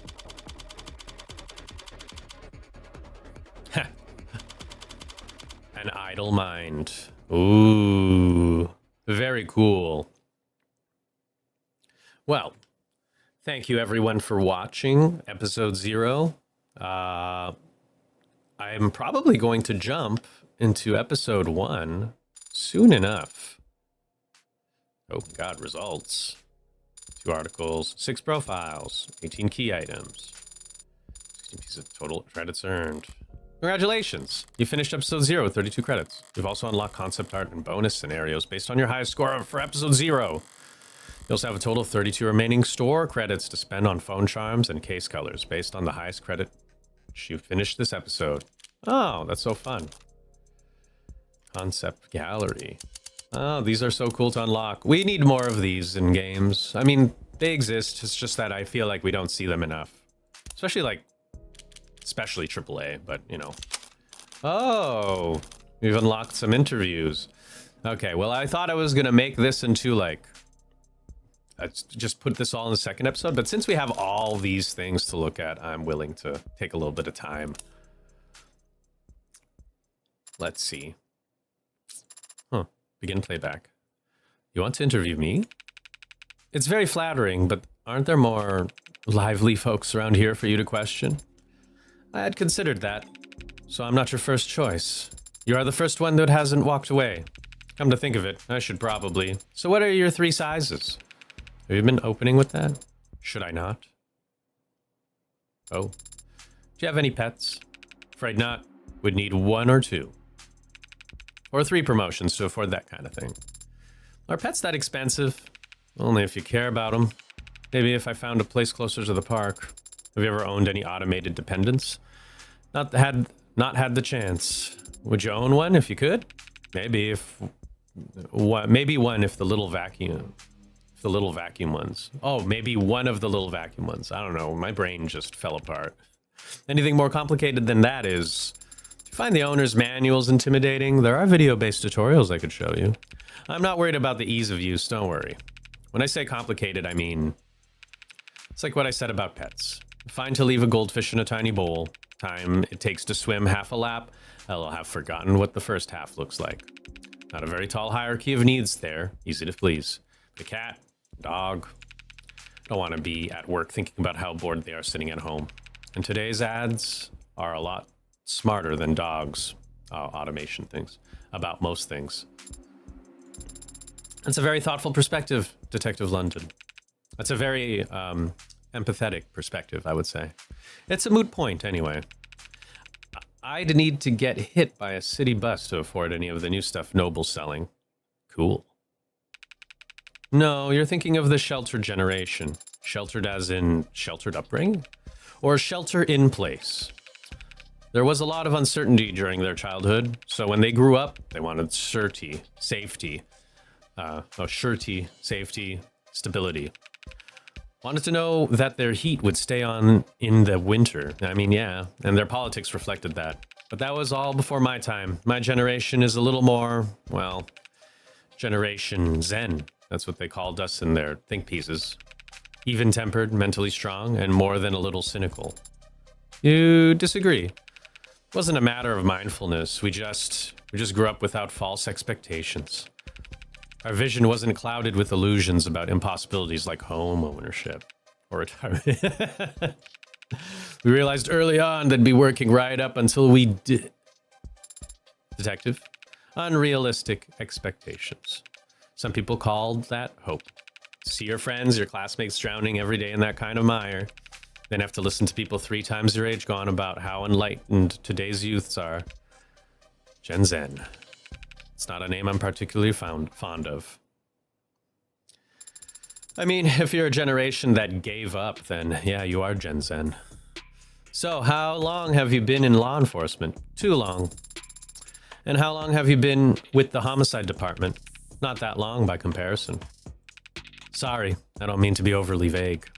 If you really want to know, I spent the bulk of my career over in arson. Was it different from homicide? Flashier, I'd say. Everyone jokes that homicides solve themselves in a city with this many cameras. Meanwhile, fraud and disinfo are so entrenched in the tech arms race that they barely come up for air. But arson really hasn't changed much in the modern era.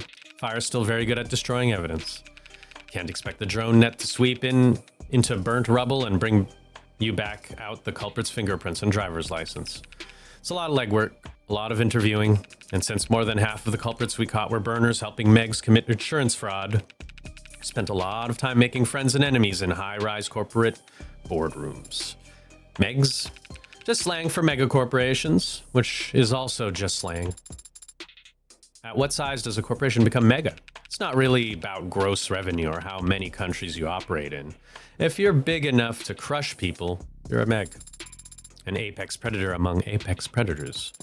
Like Otodus megalodon of the Miocene epic. Hey, that's... Wait, is that where it comes from? So why are you working in the homicide department? What's that? Why'd you leave arson? The smoke. The smoke? Just got to a point where I couldn't stand the smell. Oh, that's why you're sensitive, huh? Playback complete. Fun. All right, Reyes, you angry little lady. Talk to me. Okay, you can start now that my desktop's censored. So for the record, your full name is Farah Reyes. And how's that pronounced? Like how I just said it? Farah Reyes. Thank you. Your birthday is October 19th. October 19th. And how do you take your coffee? She makes you fetch the coffee? Figures. Wait, let me guess. Counselor Morgan takes her coffee black. No, decaf. Like a real psychopath. Decaf, yes. Sometimes with milk. That is like a real psycho. Oh my god. Nice. That's even worse. And you, detective? With 2 sugars and a bottle of water. Now that I've got this. Mean your eye? When did you have it modded? After I learned I was getting promoted to detective. And before I realized I was getting promoted to homicide. Do you regret it?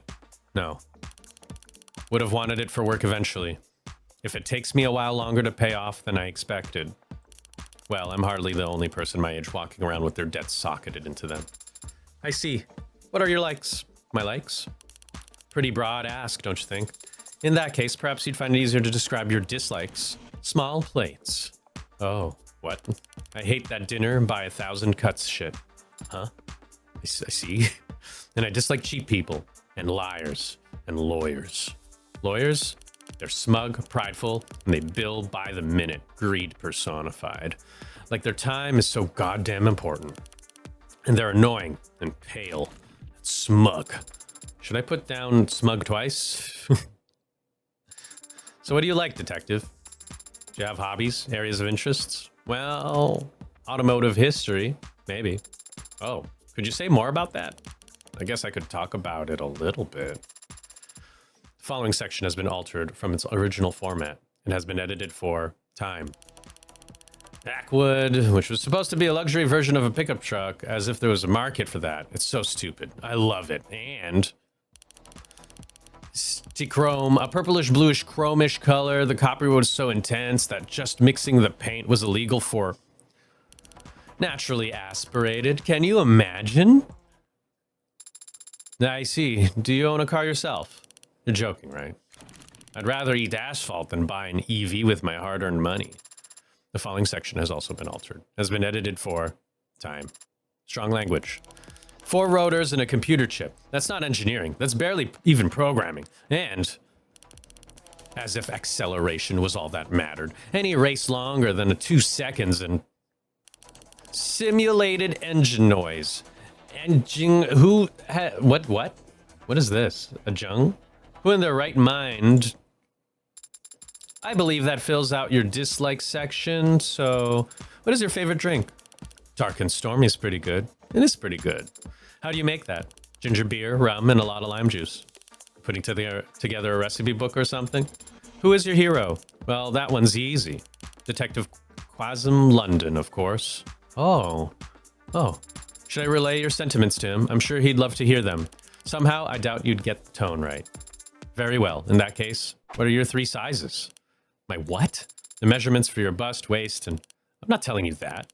Where the hell are you getting these questions from? I designed my interview process to extract all the same kinds of facts that are most commonly listed online. On what websites? Open source, collaborative, community-focused databases. You mean like a wiki? Would you prefer to skip this question? Tell you what, if you can find a single person who does answer that question, I'll give you mine down to the millimeter. Nice. Let's hope Carlos gives his measurements. Hell yeah, Carlos. Carlos Flatt. We're not gonna interview Emma, huh? So this is like an offboarding thing, an exit interview? Yes, it is like that. Oh. Well, that's sweet of Morgan still worrying about me. How does she know I'd still be here? I'd be here. She didn't. That's why are you here? Oh, hoping to get back some of my stuff that the police collected as evidence. Don't tell Morgan that, by the way. Is there something embarrassing among what they seized? No, it's just, I'm guessing, as my lawyer. Is she still my lawyer? Well, as a lawyer, she'd probably know the exact right form to get this stuff back, but it's okay. I wanted to do this myself. Why is that? Conquering my fears, maybe? Last time I came here, I was dragged in, strong-armed. Everything was going so fast. Barely spoke. I didn't stand up for myself. If I had been able to stop and think things through clearly, well, I could never have done what Morgan did, but maybe I wouldn't have gotten myself dug so deep. It must have been very upsetting being accused of something so terrible. I'm sure you reacted just as well as anyone could be expected to. Thanks. I think. My arm? No, it's not back yet. At this point, I might be better off getting an upgrade rather than waiting for my current model to get fixed. Is that allowed? Yeah, it is. Can't downgrade. Can't trade in. Can't opt out. But Hindi will let me upgrade anytime. Do you ever regret it? Getting modded? Sometimes. But I have a lot of regrets. Compared to some of them, buyer's remorse is... How to deal with your buyer's remorse. Lately I've been lying face down on the floor and exhaling. Nice.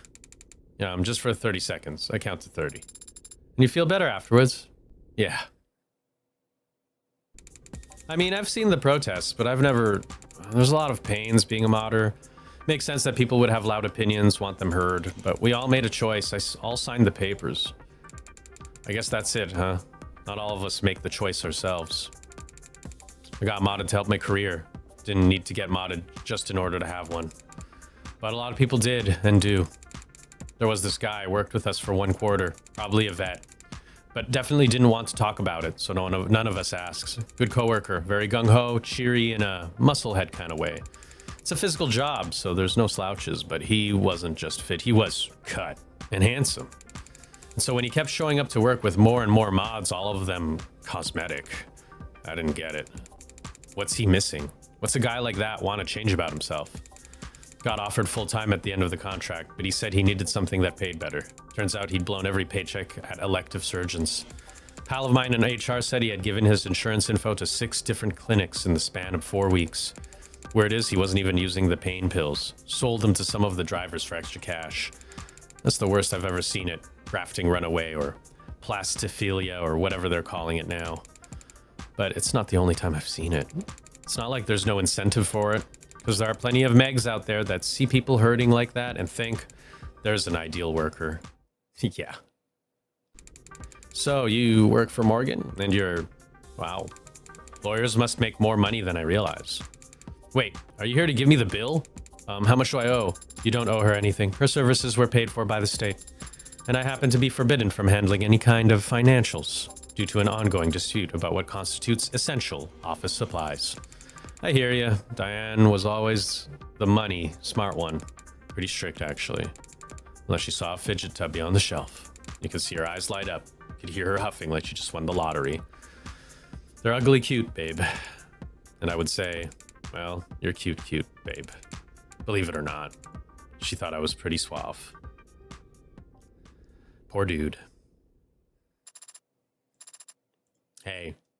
At least we helped him out right after murdering his precious girlfriend. Hey, and then there's us.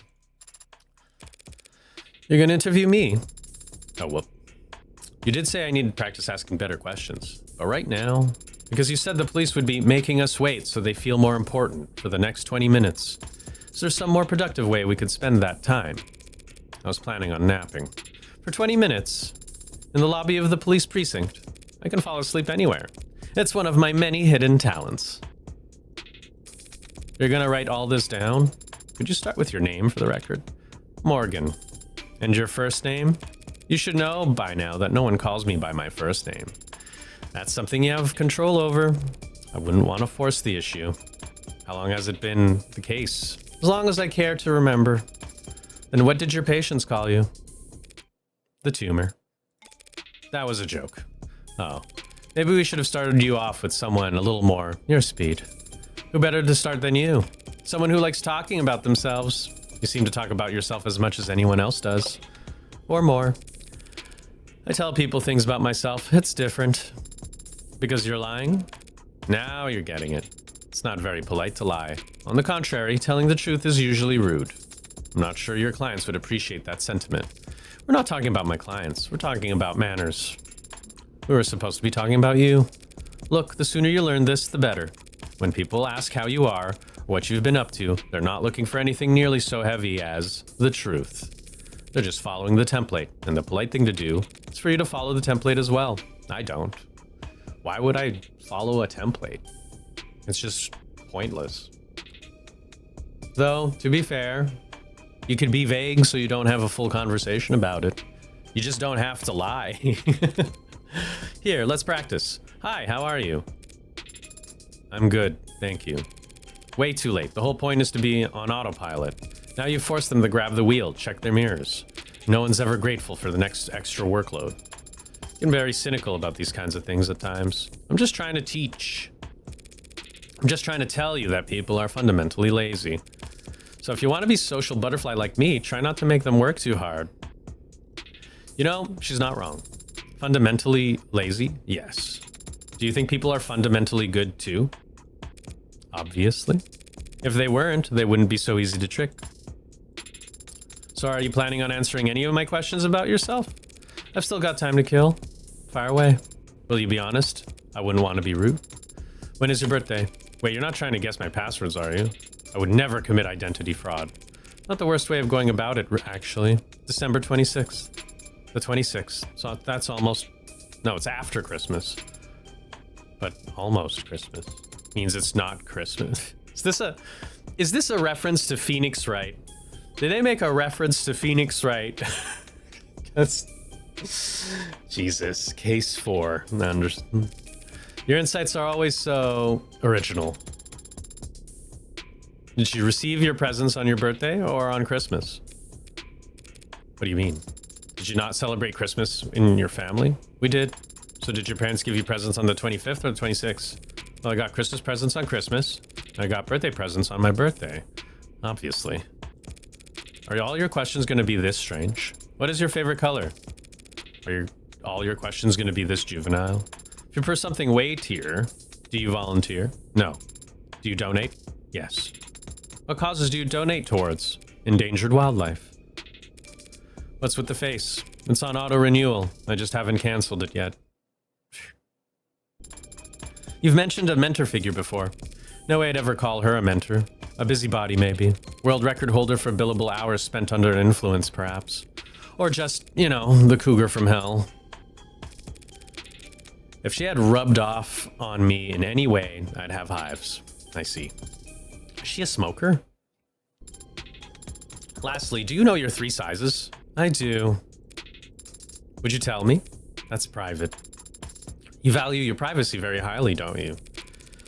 More like everyone else doesn't value it enough. Water's rising, the world's getting smaller, literally, less real estate to go around. And everything's connected to everything else. These days, just wanting some time to space to yourself is considered selfish. Or worse. Only the guilty have something to hide. I don't like that phrase.